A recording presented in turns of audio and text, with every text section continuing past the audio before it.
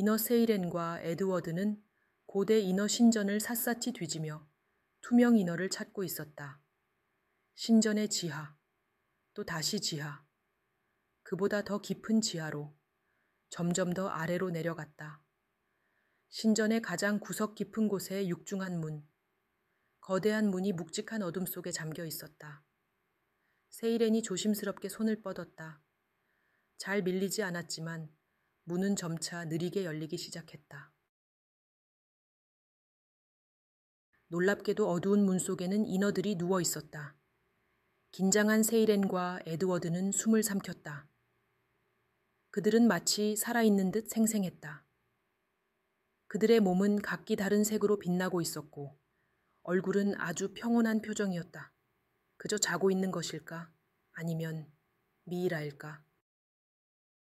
이너 세이렌과 에드워드는 그들을 깨우지 않았다. 누워있던 인어들은 그들이 찾던 투명한 인어가 아니었고 어떤 일이 일어날지 몰라서 조심히 그곳을 빠져나가려고 하고 있었다. 그들은 숨을 죽이며 발길을 옮겼다. 그런데 에드워드의 눈앞에 이상한 모습으로 누운 인어가 눈에 들어왔다. 다른 인어들은 반듯하게 누워 있었는데 그 인어의 꼬리는 옆으로 비틀린 채 바닥에 떨어져 있었다. 에드워드가 그 인어를 똑바로 눕혀주려 손을 뻗었다. 그 순간 꼬리가 비틀린 인어가 눈을 뜨며 괴성을 질렀다. 크앙, 짐승 같은 괴성이 울려 퍼졌고 세이렌과 에드워드는 뒤로 벌떡 물러섰다. 그러나 그것은 시작에 불과했다. 하나가 눈을 뜨자 주변의 인어들이 차례로 눈을 떴다. 인어들이 깨어나기 시작했다. 처음에는 한 마리, 그 다음 둘, 셋, 그리고 곧 수십 마리의 인어들이 동시에 소리를 지르며 세이렌과 에드워드를 쫓아오기 시작했다. 꺄악! 날카로운 울음소리가 바닷속을 뒤흔들었다. 그들의 눈은 섬뜩하게 빛났고 손톱은 길고 날카로웠으며 움직임은 거칠고 난폭했다.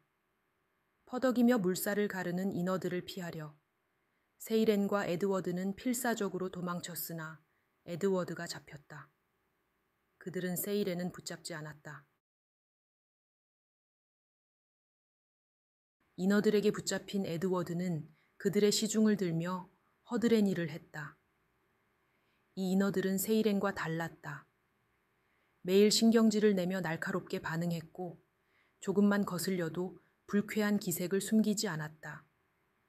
그들은 고대부터 바닷속 깊은 곳에서만 살아온 존재들이어서 인간의 말을 하지 않았다. 에드워드는 오직 눈치만으로 움직여야 했다. 에드워드의 행동이 그들의 마음에 들지 않을 때면 인어들은 주저없이 괴성을 지르며 에드워드를 방에 가뒀다. 인어들은 낮에는 사람의 껍질을 뒤집어 쓰고 평범한 인간처럼 마을을 돌아다녔고 밤이 되면 바다로 돌아왔는데 그들은 마을에서 사람들을 잡아왔다. 인어들은 매번 다른 느낌의 사람들을 잡아왔는데 얼굴도 하는 일도 나이도 모두 달랐다. 수도 없이 많은 사람을 잡아오고도 인어들은 멈추지 않고 계속 사람들을 잡아왔고 이리저리 사람들을 살펴보다가 마음에 들지 않는 듯 내동댕이 쳤다. 그리고 다시는 그들을 돌아보지 않았다. 에드워드는 생각했다. 도대체 뭐가 마음에 들지 않는 거지? 인어들에게 잡혀온 사람들은 바닷속 차갑고 눅눅한 공간에 갇혀 있었다. 배가 고팠던 그들을 인어들은 챙겨주지 않았고 살아있는지 죽어가는지도 신경 쓰지 않았다. 굶주림에 지친 그들은 지나가는 물고기를 잡아먹으며 연명했다. 그러던 어느 날 그들은 사람처럼 커다란 물고기 한 마리를 잡았다. 오랜만에 배부른 식사. 그들은 몰려들어 커다란 물고기를 허겁지겁 먹어 치웠다. 그리고 배가 부르자 커다란 뼈를 구석으로 집어 던졌다. 그날 밤 난리가 났다. 인어들이 무언가를 찾는 듯 분주하게 움직였다. 그들은 바닥을 헤집고 물살을 가르며 밤새 바쁘게 움직였고 때로는 날카로운 소리를 내질렀다.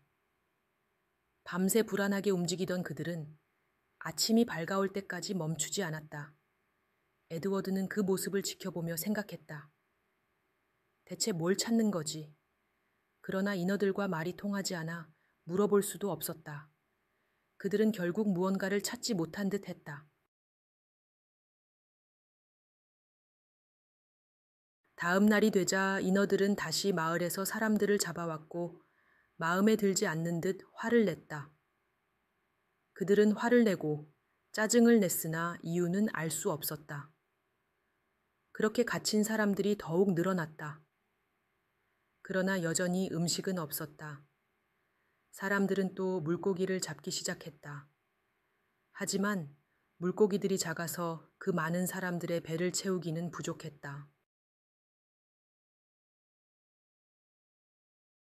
그러다가 그들은 또다시 커다란 물고기를 발견했다.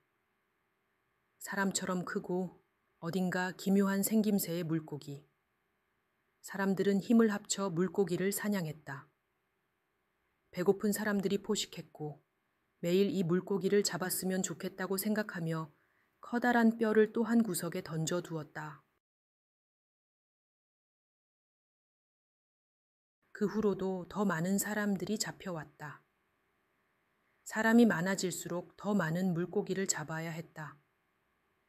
그러나 물고기 수는 줄어들었고 그나마 잡은 작은 물고기들은 굶주린 배를 채우기에 턱없이 부족했다. 사람들은 기대했다.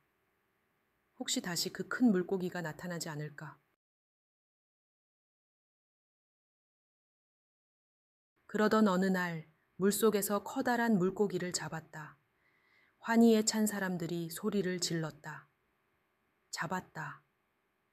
그들은 흥분 속에서 서둘러 물고기를 손질했고 배불리 먹을 생각에 신나 있었다.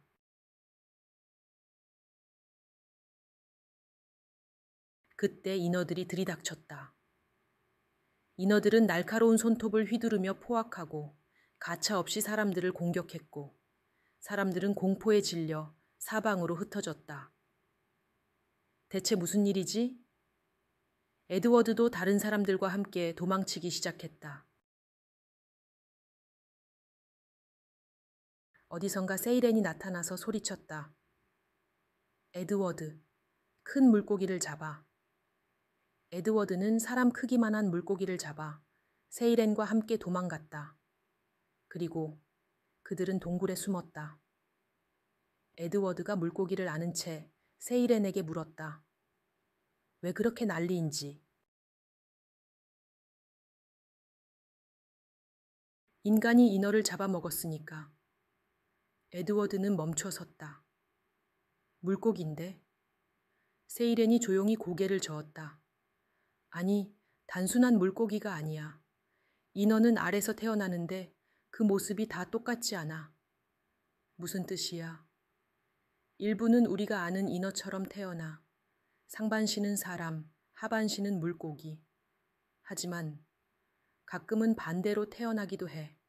상반신이 물고기고 하반신이 사람인 경우도 있어. 문제는 상반신과 하반신 둘 다 물고기로 태어나는 경우야. 에드워드가 놀라며 물었다. 그럼 세이렌이 담담하게 대답했다. 사람을 잡아서 상반신을 사람 형태로 바꿔줘야 해. 마음에 드는 사람이 없어서 계속 잡아오고 있던 거야. 충격에 말을 잇지 못하던 에드워드는 어렵게 입을 열었다. 그냥 물고기로 살면 안 돼. 세이렌이 씁쓸한 미소를 지었다. 그럼 인어 신전에서 나가야 해. 그런데 바다에서 살아남을 수 있을까? 연약해서 곧 다른 바닷속 생물들에게 잡아먹힐 거야. 에드워드는 말문이 막혔다. 잔혹한 현실. 그러나 어딘가 묘하게 이해가 되기도 했다. 세이렌이 조용히 덧붙였다. 이 인어를 데리고 있으면 투명 인어와 바꿀 수 있을 거야.